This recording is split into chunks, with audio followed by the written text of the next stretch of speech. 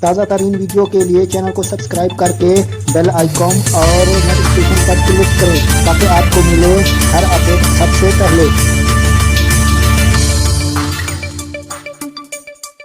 السلام علیکم۔ آج کی تازہ ہیڈ لائنز۔ پنجاب اسمبلی کا اجلاس دوبارہ شروع، وزیر اعلیٰ کی طرف سے اعتماد کا ووٹ لیے جانے کا امکان۔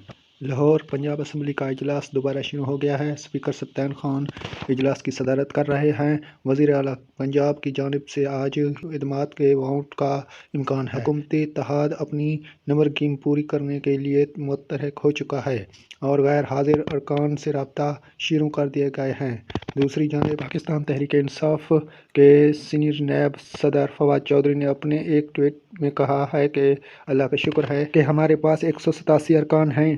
پنجاب اسمبلی کا اجلاس دوبارہ شروع، وزیر اعلیٰ کی طرف سے اعتماد کا ووٹ لیے جانے کا امکان۔ پاکستان تحریک انصاف برطانیہ نے عامر خان کو ایڈیشنل جنرل سیکریٹری کا چارج دے دیا۔ لندن میں پی علی شاہ۔